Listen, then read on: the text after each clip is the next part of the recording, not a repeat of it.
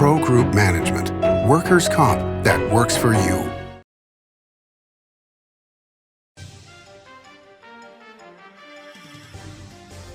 Welcome to Nevada Newsmakers, coming to you from the Ahern Hotel in Las Vegas. On the broadcast today, Howard Stutz, the gaming reporter for the Nevada Independent, here for the whole show on an all-new Nevada Newsmakers. Modern boutique Ahern Hotel and Events Center in Las Vegas. Host meetings and events on 2 floors. Stay in luxurious rooms and suites. Unlimited branding opportunities. Regional Italian cuisine by Chef Mark Segrisi. Flexible event spaces. Full buyout options. Visit ahernhotel.com today. I'm here at the Carson Valley Inn in Minden with Joey Whitaker. Entertainment here at the Carson Valley Inn is extraordinary. Yeah, super proud of the TJ's Corral, our outdoor venue, about 1,500 seats. We've had first-class entertainment out there. We've had Merle Haggard, we've had Chris Young, we've had Lee Brice a couple times, we've had Pat Benatar, Joan Jett, who's in the Hall of Fame. We're real proud out there, and it's just a great time. Watch CarsonValleyInn.com and grab those tickets early. It's not a long way to get away to the Carson Valley Inn. Pro Group Management offers workers' comp services to a growing number of industries. As businesses grow and change with the times, the need for a solid workers' comp program must be flexible and up to date. The evolving nature of regulations can make staying ahead of complex tasks challenging. But Pro Group Management simplifies the work so your industry can move forward and succeed. Pro Group Management, workers' comp that works for you. A parade sets the stage for the greatest show in the biggest little city in the world, Reno, Nevada. It's a legacy that began over 100 years ago and continues today. The Reno Rodeo. Still the wildest, richest rodeo in the West. Keeping it old school at the Reno Rodeo 2022, June 16th to the 25th. For tickets, go to renorodeo.com. This is Nevada Newsmakers with host Sam Shad, a no-holds-barred political forum. Now, from the Nevada Newsmakers broadcast headquarters, here is Sam Shad. And back on Nevada Newsmakers, we're always delighted to welcome back to the program Howard Stutz. He is the gaming reporter for the Nevada Independent. Pleasure to have you here, sir. Glad you're in Vegas. Thank you very much. So I wanted to start out with something that Tick Segerbloom, the Clark County Commissioner, talked about on the program, which is the fact that Station Casinos is going full tilt on building Durango Station, their new property, but still there are properties in North Las Vegas that they have not reopened, and he says it's all about the unions. That's probably a good, accurate statement. You have to remember they have 3 properties that haven't opened. The 2 in North Las Vegas, Texas and Fiesta, and the Fiesta Henderson, which is it looks like it's a huge site that looked like it probably needed some work or something, but the bottom line is they've decided to go after Durango, which they have been talking about since going back, I want to say 2013, 2014. They were talking about Durango being a site for a property, maybe even farther back. They see that as a greater opportunity because there's nothing else around it. There's no other gaming within, I think they said 5 miles. 5 miles, right. 5 mile radius. So that's why they're looking at the Durango site just for sheer numbers alone. The problem is they laid off everybody, you know, as what happened in the pandemic. They never brought back any of the workers from the Texas or Fiesta and Fiesta Henderson. Now, I asked back in, what's interesting is in the 2021 gaming numbers, I wrote about this in February, when they came out for the year, North Las Vegas and Laughlin were the only 2 markets that didn't surpass their 2019 totals. You know, from 2021, we threw out 2020, as we've all done. Sure. When you looked at 2019, those 2 markets are the only 2 markets in the state that did not surpass their totals. Now, why? North Las Vegas, their 2 properties, those 2 Station Casinos properties accounted for about 50% of all the slot machines in North Las Vegas, so people were going elsewhere. The same, Laughlin, the Colorado Bell, Golden Entertainment's property down there, has still not reopened. What Stations has said is they've migrated all those customers from Texas and Fiesta to other properties. Santa Fe, which is a little north of there, Santa Fe Station, Palace Station, maybe a couple of others. Fiesta customers are probably either going to Green Valley Ranch, or they've populated out to these newer properties in Henderson that have reopened and have opened or been remodeled by new owners. Right. The old El Dorado, which is now I think called the Pass, and there's an ownership there. So they just don't see the business, and now they don't want to sell them right now and sell them with the gaming rights on the site, because then he brings in competition. Right. Boyd Gaming might sap them up. Maybe not. I'm sure Keith Smith's going to call me after he sees this and say, "What did you say that for?" Not after selling El Dorado. Right. Right. So I don't. They're asked every earnings call every 3 months. We ask on the call, "What are you going to do about these properties? When are you going to reopen them?" They're not going to. Now I'm trying to remember if I don't think those properties were involved in any of the union votes that the culinary pushed, and I've written about this. You and I have talked about this for years. We've been talking about this, and I've written about this. Thing goes back to the mid '90s. This fight between the culinary and station casinos, and I just don't see when this will ever end. By the way, it was interesting. Tick off camera was talking about the fact that now that the Las Vegas Sands no longer owns the Venetian and Palazzo, he can have a relationship with them. Yeah, there's a talk that I think that Apollo alluded to, that they would have some type of there's going to be some kind of conversations there with culinary. I haven't seen anything yet. Nothing's happened since Apollo took over, and we'll see. But yeah, it's there was something on Twitter a few weeks ago. Venetian has a Twitter, they promote, groups that have had events at the Venetian. And somebody pointed this out to me. One of the events they had was the Obama Foundation luncheon or some type of event there. And I thought, well, that wouldn't have happened a year ago. So yeah, so I was just over there with the Sphere. I haven't been. There's a lot going on with the Venetian and the Palazzo. And that they've reopened. They expanded Tao nightclub there to a pool deck, outdoor whole pool plaza level for Tao. So yeah, that's just moving forward. But yeah, we'll see what happens with the Venetian and the Union at some point. We'll come back to the Sphere in just a moment. But I just wanted to point out the a dual thing, which is when Phil Ruffin bought the New Frontier.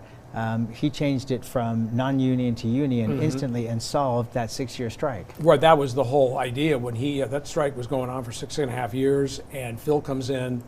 He had the deal set up with the union. Once he bought out Margaret Alardi, and it reopened immediately, or it was always open, but it would reopen. When he took over, it became a union property.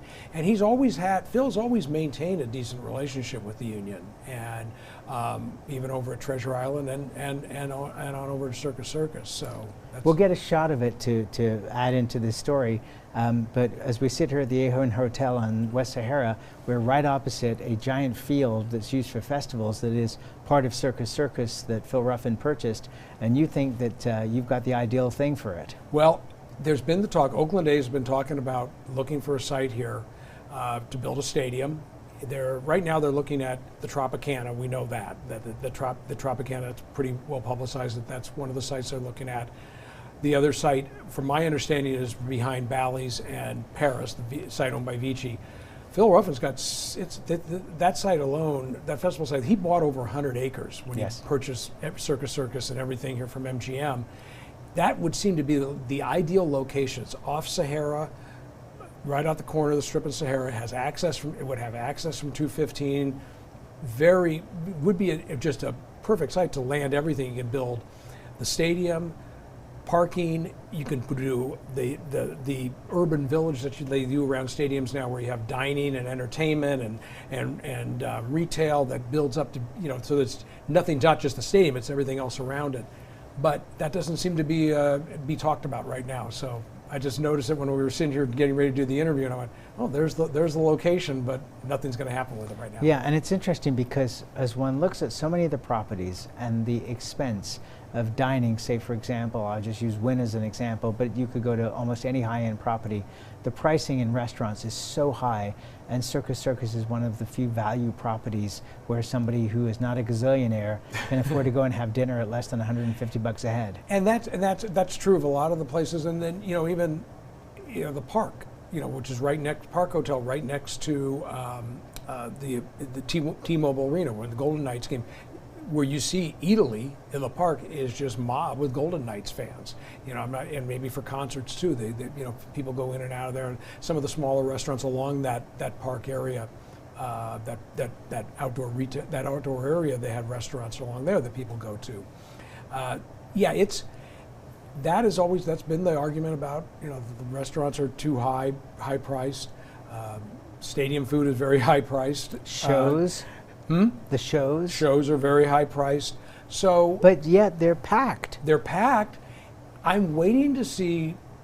And I'm sure we're going to get into gaming revenues. But I'm waiting to see when we go back to the pre-pandemic era, where gaming revenues were 35% of all the revenues, and the non-gaming was 65%. I'm not sure we weren't there yet at the last abstract.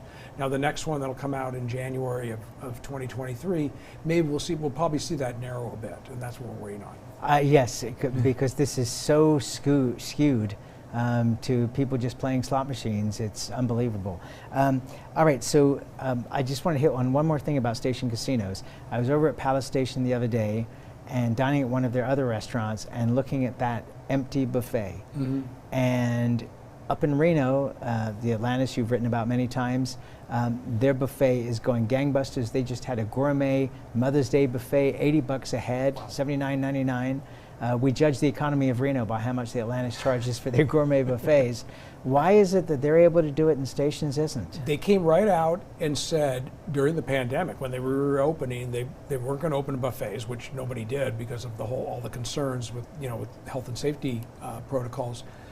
But they've said straight out they lose money on their buffets. We know that these properties do. They've always said that. They decided they're not going to reopen their buffets. They're changing them out. They haven't reopened them in any of their other properties. Maybe they'll change their mind. I don't. But right now, there's nothing trending toward they are going to change and reopen the buffets. This is a decision made by station casinos and the Fertitas, and that's what they're holding to. It's interesting. There was a prequel done to Yellowstone, the TV show, and it was only planned to run for one season.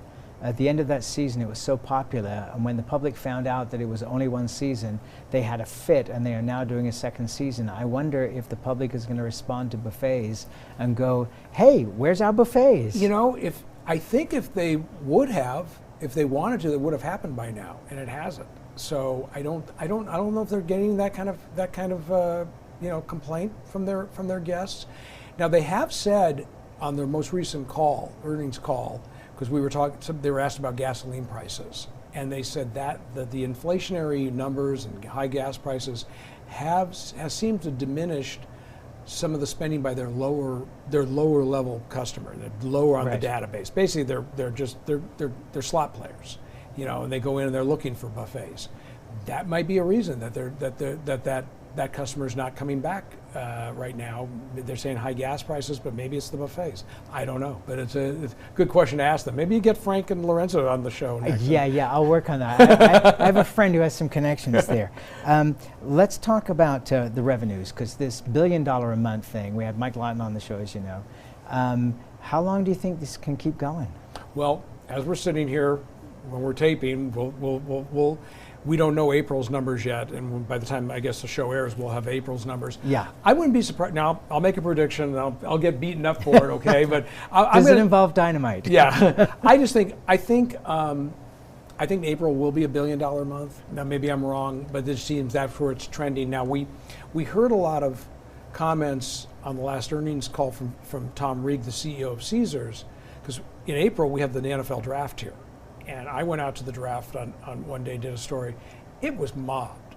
The link promenade which led into where the draft was being held was just jammed. The restaurants were jammed. People were watching the draft.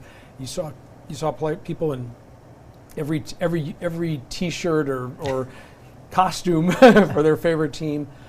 But Tom Reeg said on the earnings call it wasn't a good gaming crowd. They weren't playing slots. They weren't at the tables. there wasn't much to bet on in terms of the NFL draft. The Gaming Control Board cut off betting on the predicting for the NFL draft right as the first round started. So it was a crowd that came here to visit and have fun and spend money on other things. So is it time for us to reevaluate the way we look at numbers, and maybe not the Gaming Control Board's place, but to look at food and entertainment, well, they shows? They do in the abstract, but I would like to see it maybe more, on a monthly basis in some ways, if that's possible. That would be a good evaluation of where we're at. And like I said, we won't see an abstract now until January, that'll only have half of this year, calendar year. It'll have the full, the fiscal year, but it'll only have half of this year in terms of what was the non-gaming spend. We know earlier in the year, hotel room rates were really down, restaurant prices were down. Some of the restaurants weren't even open. A lot of entertainment was just starting to come back. Now, as we're into 2022, we've seen room rates go up. We see that from the LVCVA. We're seeing spending going up, a little more cost for restaurants and all the other.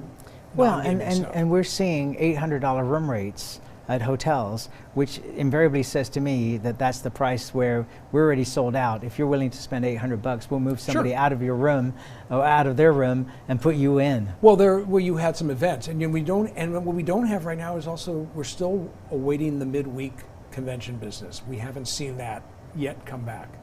Now, the operators are saying their forward bookings are really good for the end of the year. From going on, we're in the second quarter now, coming up to the end of the second quarter, the third and fourth quarter. Their forward bookings are looking strong, so we may see that convention attendance come back. The airport put out numbers this morning. International travel, they said it was 200,000 passengers in April. That's the highest figure since the pandemic. So we're seeing more international travel come back. And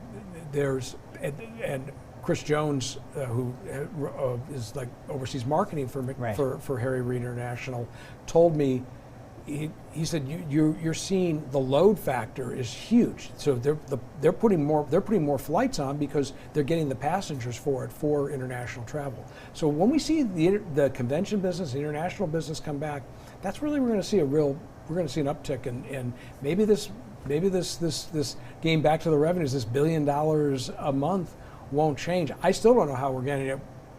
Vegas hasn't. March was the third highest month ever for Vegas.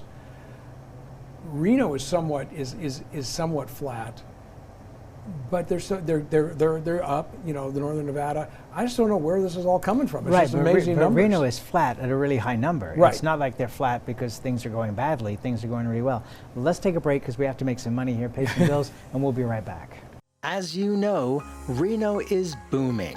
Toll's development company is helping it grow with insightful design and development, building community with every project, adding beauty, adding excitement, emphasizing our shared humanity. Reno is becoming bigger. Toll's development is helping it become better, more livable, more enjoyable. To learn more, go to tollsdevelopment.com. tollsdevelopment.com. Like a traditional handmade basket, retail is woven into the fabric of life in Nevada. From big box to mom and pop, retail supports our communities in countless ways. Jobs for the disabled, team uniforms for kids, help for the elderly, and so much more. Retail employs over 1 in 10 workers. Retail supports Nevada, and we support retail. RANNV.org. Hi, I'm Renee Summerauer, digital news anchor here at 7 at 7. Watch our streaming nonstop newscast immediately with your mobile phone. 7 at 7 is the new way for you to get every bit of local news you need in just 7 minutes. Breaking news, local neighborhood news, weather, and sports are just a click away. Reporters bring you all of what's happening in the Valley. From Roku, Amazon Fire, Apple TV, YouTube, and more. Get every bit of local news you need from the RJ and LVRJ.com. Ahern Rentals began as Signal Gas Station on Las Vegas Boulevard. Founder John Ahern grew the business by offering rentals. His son Don built on John's legacy, growing Ahern Rentals into the largest independently owned American rental company with 89 locations in 30 states. Don also brought his experience and vision to equipment manufacturing with Extreme Manufacturing and Snorkel. Today, Ahern Rentals continues to bring its family values to a new generation. Learn more at ahern.com. This is Nevada Newsmakers. And back on Nevada Newsmakers, we continue our conversation with Howard Stutz. He is the gaming reporter for the Nevada Independent. So you spent some time talking to the folks in Sparks who just bought the Sparks Nugget. That has been, it was John Esquaga's Nugget for decades. They've got a fabulous outdoor arena. It's the second largest venue in Reno Sparks for concerts. Mm-hmm. They do 10 events a year there, and they are packed. Tell us about the new ownership. Well, Century Casinos, and you've got to be careful, Century Gaming is the slot route operator just bought by Accel Entertainment. Century Casinos out of Colorado Springs.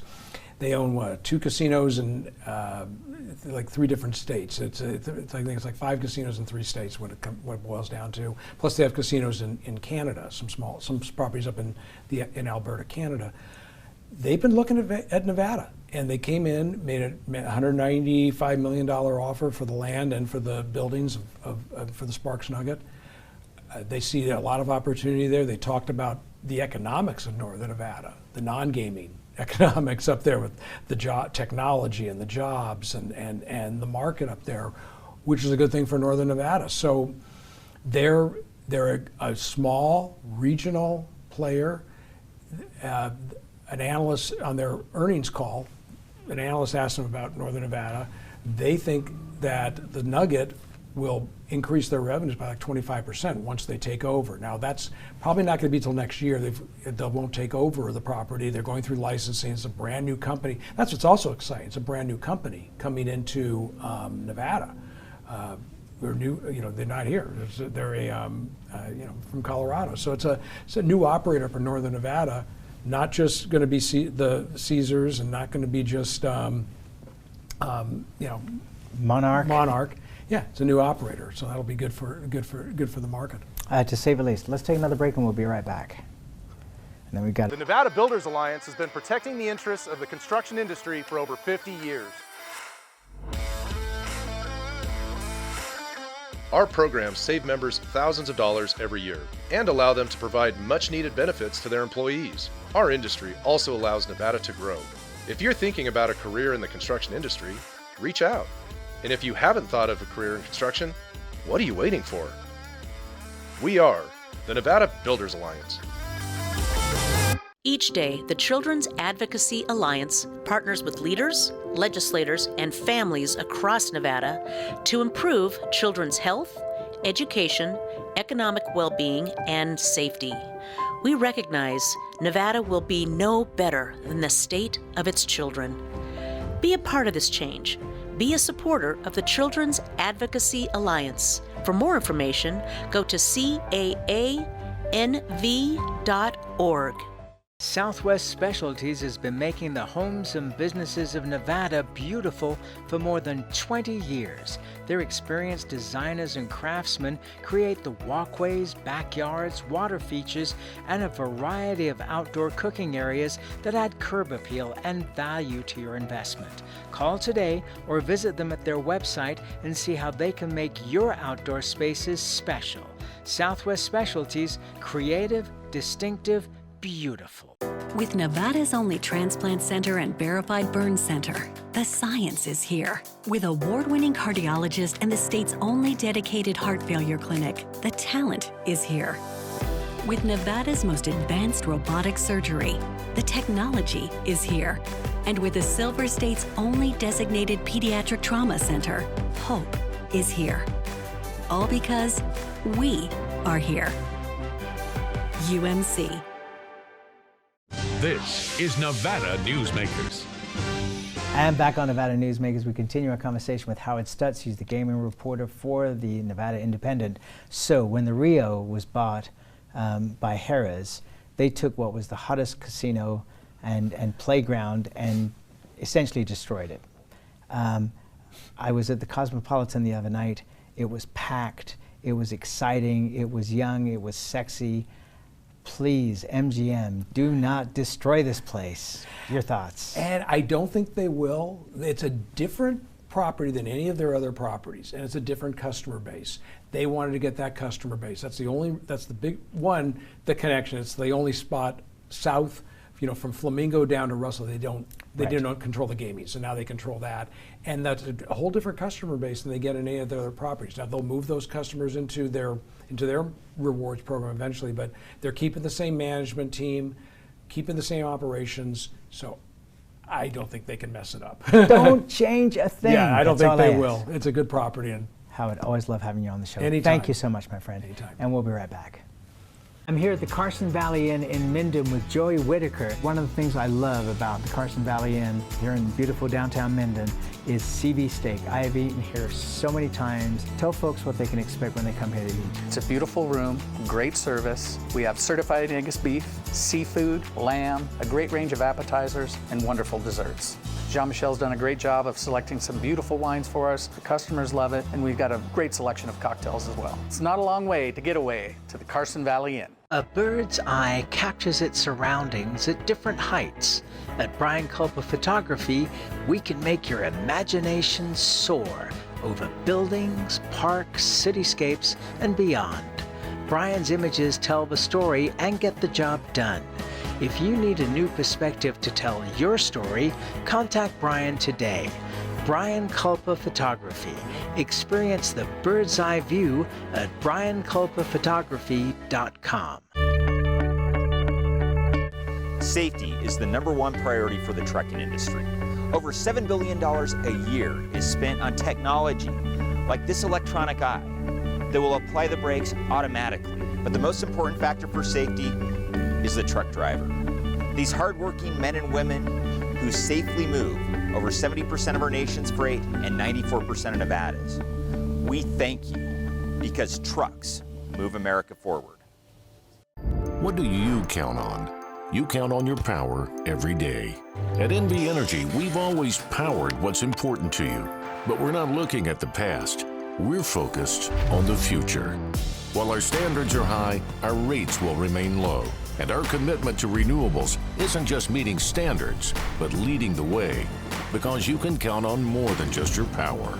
You can count on the company who brings it to you. That's our promise. You can count on it. Hello, is this D&D Roofing? Yes, it is. How may I help you? You did such a great job on my roof. May I speak to the owner? I am an owner. Oh, can I speak to your supervisor? Sure. How may I help you? I love your work. May I speak to the owner? I am an owner. We're all owners. Well, that's why at D&D we work so hard to keep your home safe and sound. Oh, no wonder. D&D Roofing and Sheet Metal.